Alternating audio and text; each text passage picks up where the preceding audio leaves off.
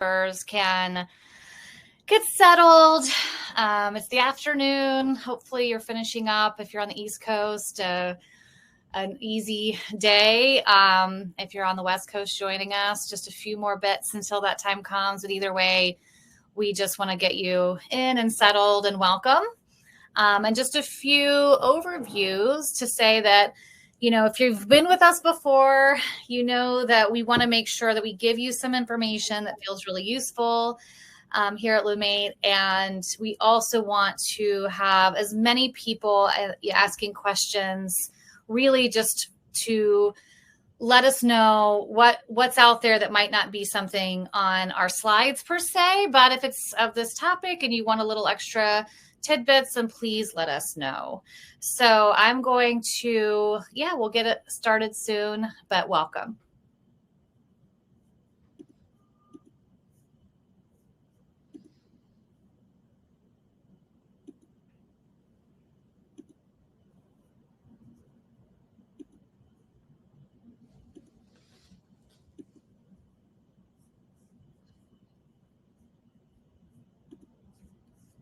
All right.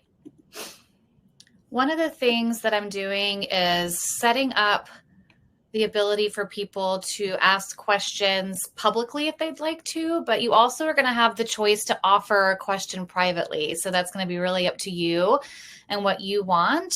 And I'm happy to, or Anushka is going to be happy to answer any questions, but please feel free to ask it in either capacity. Our biggest goal is to make sure that you have your questions answered. All right. So I'm going to be really, in a lot of ways, sitting in the back seat here because Anushka she's going to be our resident expert.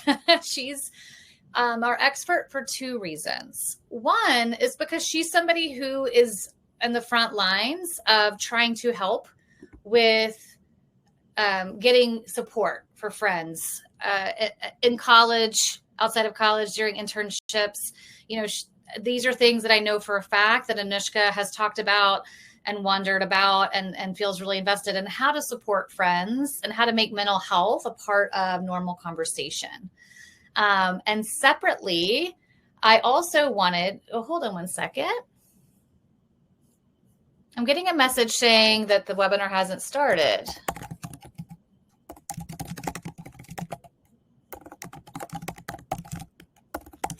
I'm like, we're on the air.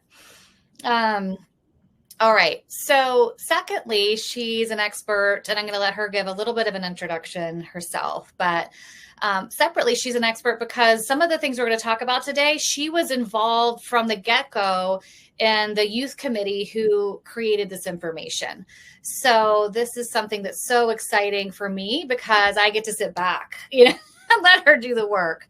So Anushka, do you want to talk a little bit about the Ask initiative and how you got involved? Yeah, sure. So hi, everyone. My name is Anushka. I am a rising senior at NYU, which is crazy to think. I keep saying junior, but now it's rising senior. And I'm studying psychology and child and adolescent mental health studies on the pre-med track. So I've been involved with Active Minds for about 7 years now. And Active Minds is the nation's premier mental health advocacy organization that works to destigmatize conversations about mental illness on college campuses around the country and also high school and middle school campuses as well. So recently, I think after the Surgeon General's whole, like how he was very vocal about the fact that loneliness is now such an important topic and there's like this loneliness epidemic, Active Minds and MTV each acknowledged this, and they wanted to like kind of create an initiative that would be able to provide an outline of how we can support each other. So obviously there's a huge shortage of psychologists and mental health clinicians, and they're so important, but sometimes on a day-to-day basis, Active Minds was wondering how can we show up for one another, for our friends, and it may not be for like anyone who is going through like a mental health challenge, but even for like, day-to-day problems, how can we show up for one another? So MTV and Active Minds collaborated along with a youth council, which I'm lucky enough to be a part of. And we created A.S.K. And A.S.K. stands for acknowledge, support, keep in touch. And again, it's like a 3-step framework that helps not just students and young people, but anyone for that matter who wants to help be able to show up for your friends. Because a lot of times what we've noticed, especially what the youth council had noticed, was that a lot of our friends want to help and they want to be there, but we just don't have the words or the equipment to, or the toolkit to be able to do that for our friends. So this is kind of a way to help and empower people to show up for one another. And one of the things that we thought could be really helpful in pairing, my role as a psychologist and Anushka's role as somebody who's on the front lines helping friends, is I think a lot of times there's this idea of like, okay, I want to have the language. I want to be supporting my friends. I want to make sure that I'm there for them and seen as kind of a champion for them. And at the same time, I need to care for myself. What is a boundary that I can hold so that I'm not feeling burnt out? I've said it before in other webinars, but we don't want people to set themselves on fire to keep others warm.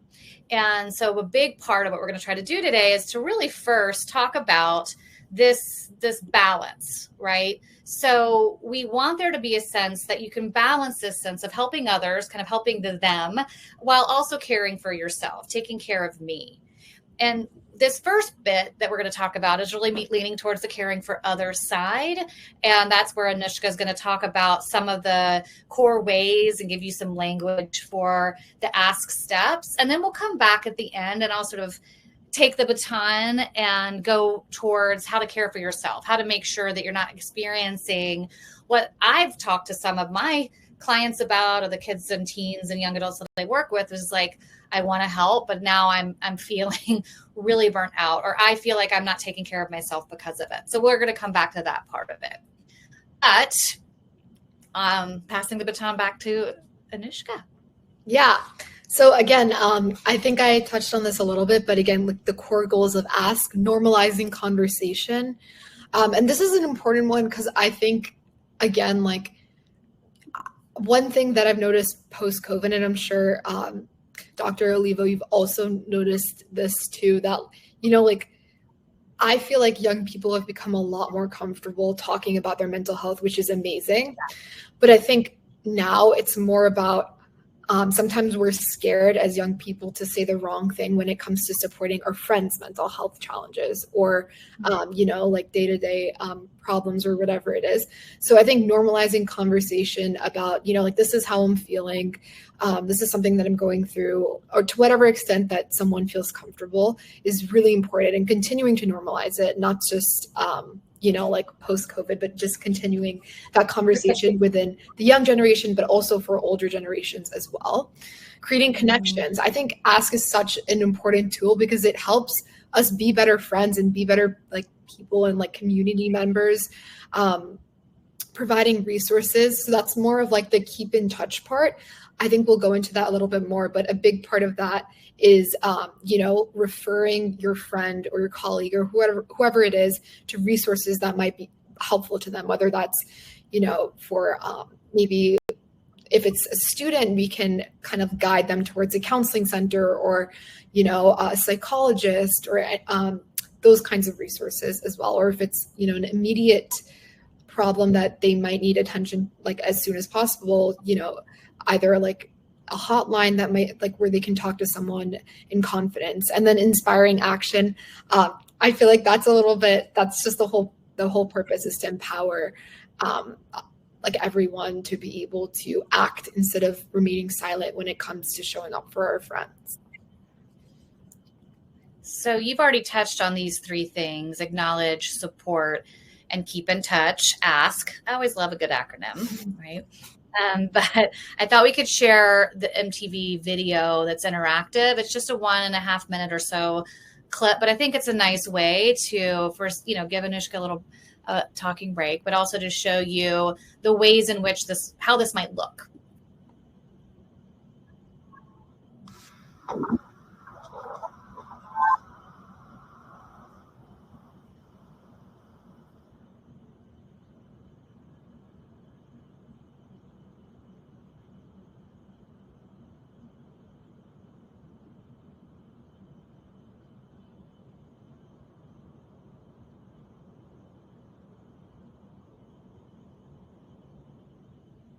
All right, Anushka, should we do it? Sure. You're going to help me interact. Okay, sounds good.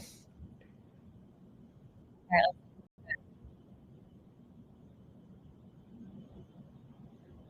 right, this is Spanish too.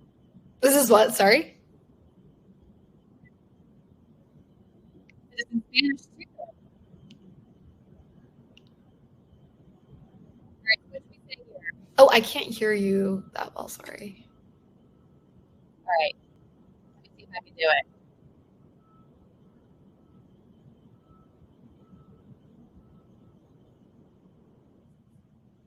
Can you hear me now? Yeah, I can hear you.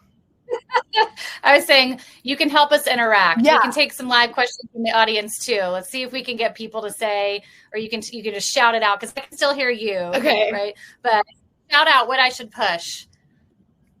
All right, let's keep going.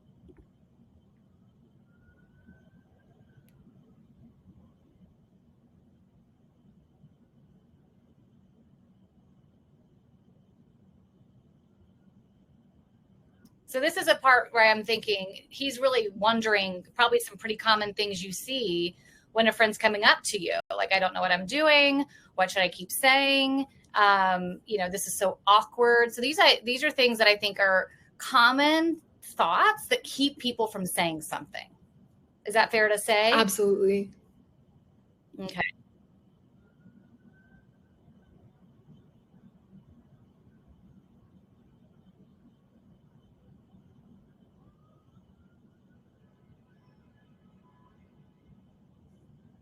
All right. Any takers? Do you want me to I love answer? it. Let's help Charlie out. He's got his little app open. He's made the first step. He's got his little app open and he wants to help. He's just a little anxious about it. So, Anushka, I think can we cheat by using you? You're one of the people who created it. So let's hear it. What do you think? I would oh, sorry, it's kind of echoing, but that's okay. I would probably say you seem stressed, you good? Like kind of a question mark like that.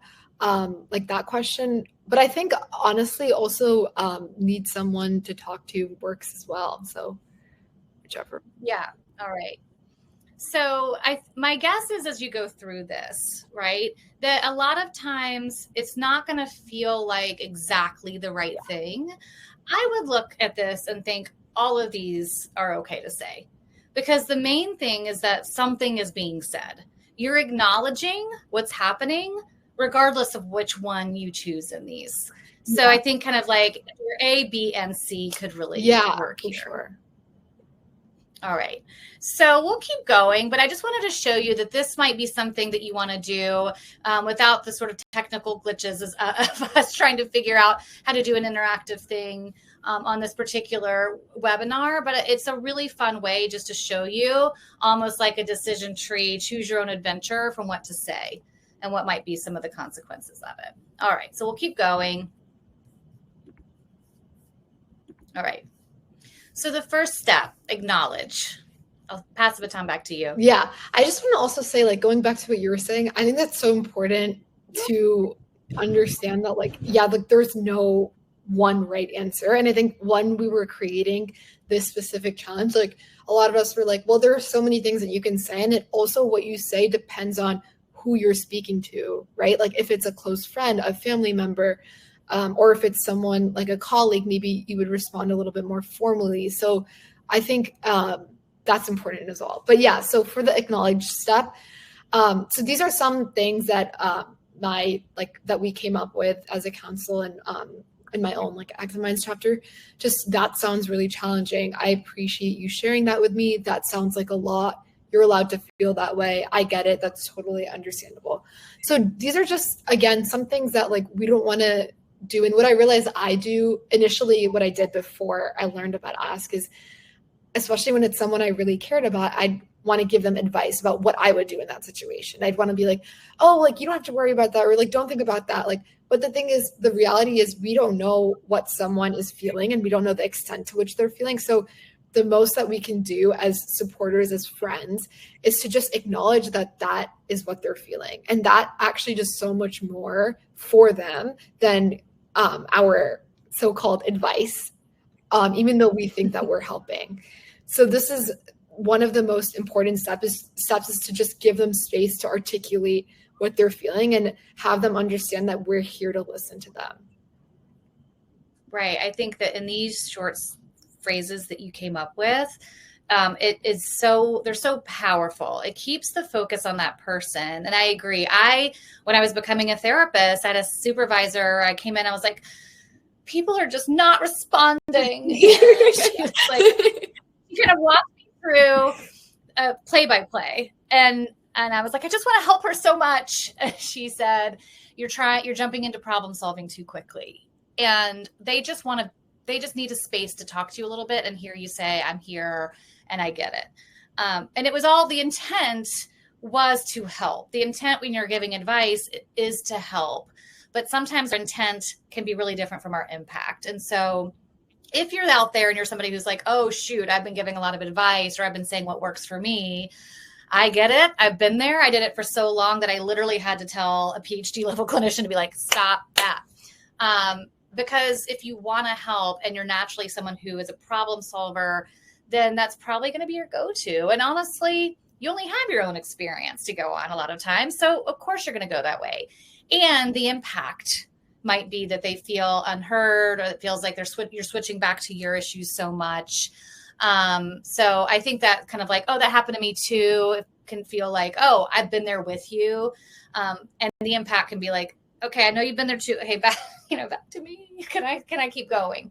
So I think these are, if you just sort of say these things and then pause, it would be really powerful. I bet you're going to see someone relax a little bit more and have a different tone of voice and a different sort of, kind of an aura. You're going to see their aura change a little bit, I guess, if you just say some of these things and then pause and wait. All right. Support. Yes. So again, this is kind of extending upon the acknowledge part, but some things that you can say are, what can I do for you right now? This is a no judgment zone. You're not alone. I'm here for you. So again, you guys can read all of these, but I think the main point with support in my own head, when I think about it, is that we are like wanting to create a safe space for someone. Like, think about it like, I don't know, for anyone who has been to therapy, I know that like when I go to like my therapist's like office or whatever, if it's a Zoom call, whatever it is, you feel really safe because you feel like this is like a no judgment zone. So as a friend, you want to obviously not be a therapist, but you want to be able to create the environment where they feel safe enough to talk about things that are very vulnerable and, it might not be easy for them to open up about it. So, and also reminding them that no matter what they say, you're not going to judge them for how they're feeling. And again, like this is a no judgment zone, can really help with that. And again, like this, the other point of this sometimes works for me, so it might work for you too. That can be helpful. I would just be a little bit careful with that one, because sometimes we don't want them to feel like we're, like everyone's experience is so different, and we don't want them to feel like we are like minimizing their experience or, like just providing advice. But yeah, I would say the main thing is like creating a safe space and reminding them that they're not alone. Because a lot of times when we're in such, like a very like stressful point in our lives, we just feel so alone. And like the reminder that like, you like can be stressed, but you're not like by yourself in that feeling. And there are so many people who feel that way, but there's also someone who's there to support you through that. Yeah, absolutely. All right. Next, last but not least, the K. Yes, the K, keep in touch.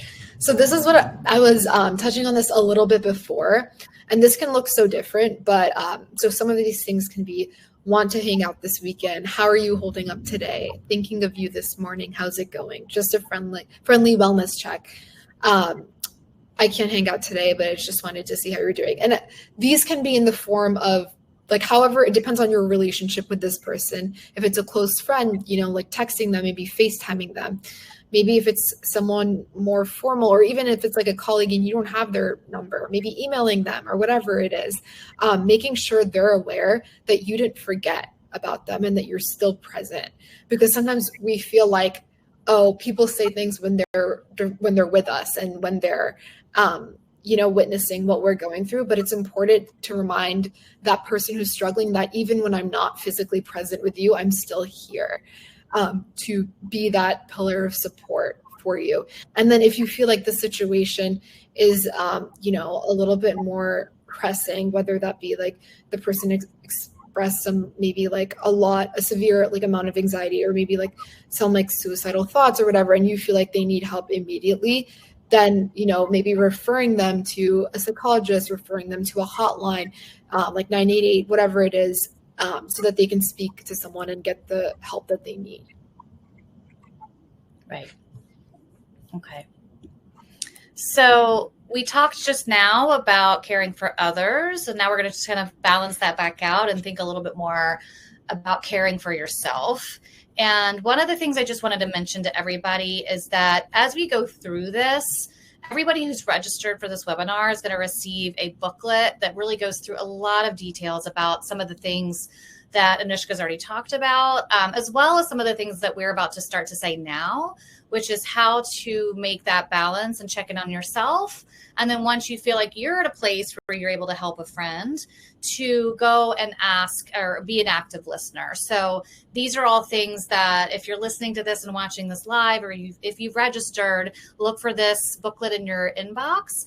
And then on the other hand, if you want to scan that QR code, or you could just go to academy.lumatehealth.com, College Hub, and this is where you can see some of the things that we have just for free for anyone out there, so that you can see a lot of the details and skills we talk about when becoming a supportive friend and keeping your boundaries.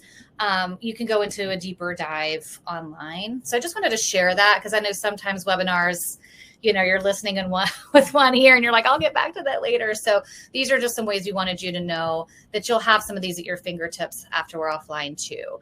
But I wanted to talk a little bit about the idea of compassion fatigue. We've heard about things like burnout, when you're kind of so tired and your bandwidth, both emotionally and cognitively, is down. But a lot of times, the people who are the most empathic, the people who are really good listeners, oftentimes become sort of the dumping ground for people's emotions. And it's both a wonderful thing to be compassionate, and the flip side of that is oftentimes you can be overwhelmed by the support you're having to give to other people. So we wanted to share this idea of compassion fatigue. What happens when you really have given it your all and you've done all the A.S.K skills beautifully, but perhaps a little bit too much is being put on you, because there are limits. There are people out there who are professional helpers, who are adults in this friend's life, and we want to give you a balance and know when to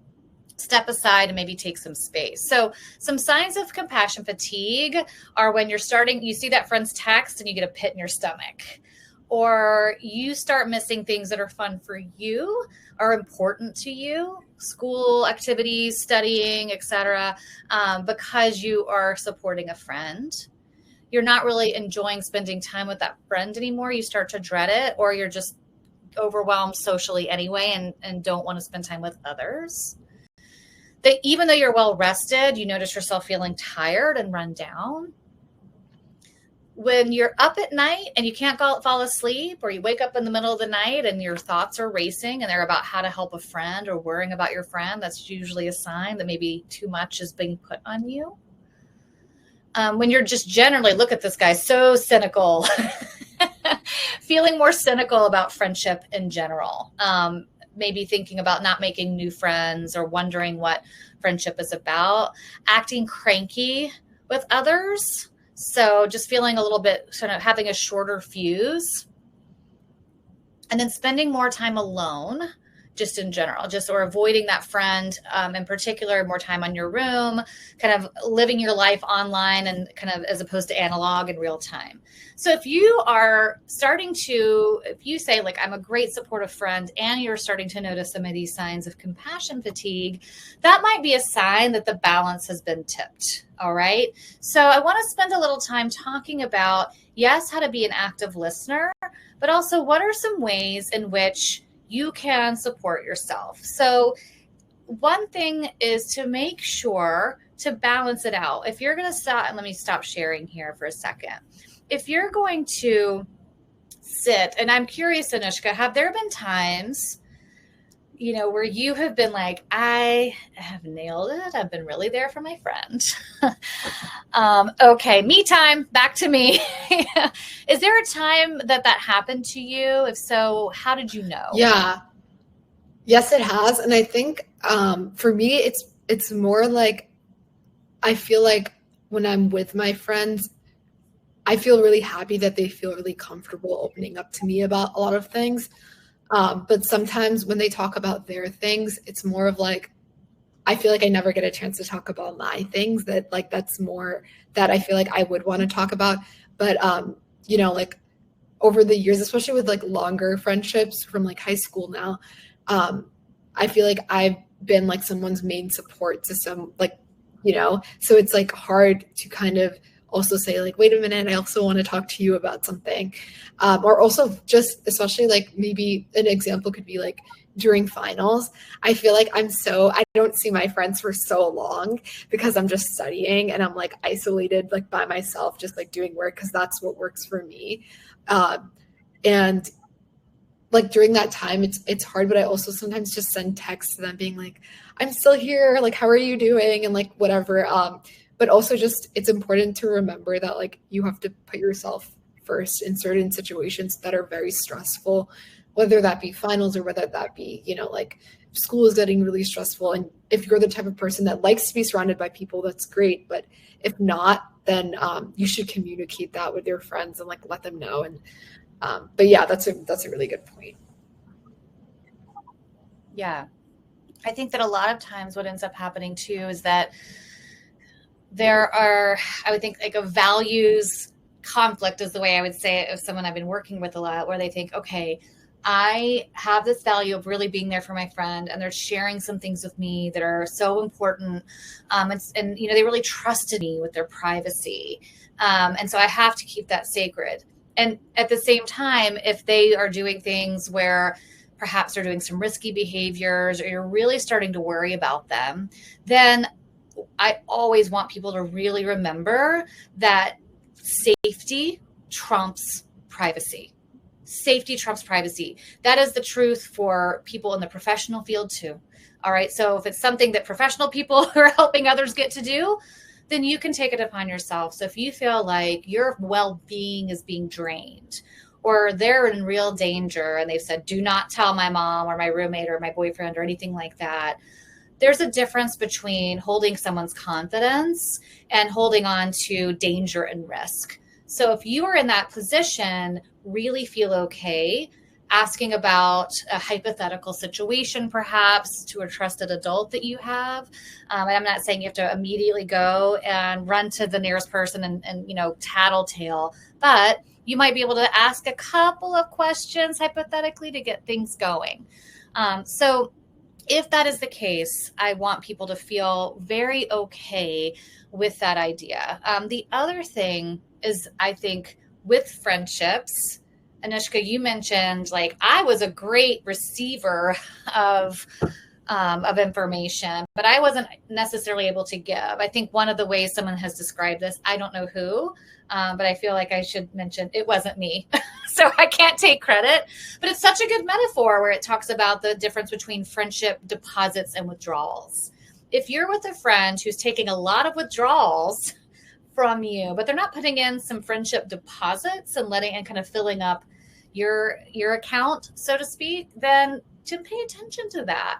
Yes, sometimes friends have harder times and they need a little more support, and you're in a place you can do that. And yes, sometimes you might be in a place where they need to give you a little bit more support, and that can ebb and flow. But if you just find like, whoa, there's a lot of withdrawals happening here, I think it's okay to shift away or to sort of start to make other connections as well, and see if you can create more balance in the types of friends that you have.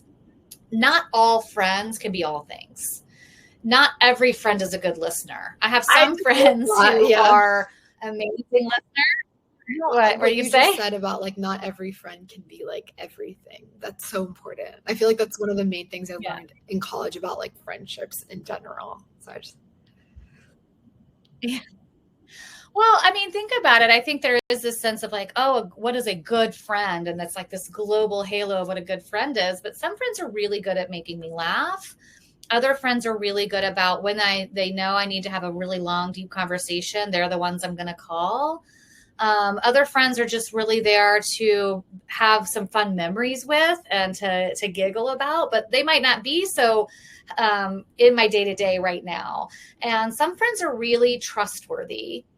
Whereas, well, it's funny when I was, I say this, I used to work with veterans, female veterans, and they were like, listen, that woman would take a bullet for me, but she would steal my boyfriend.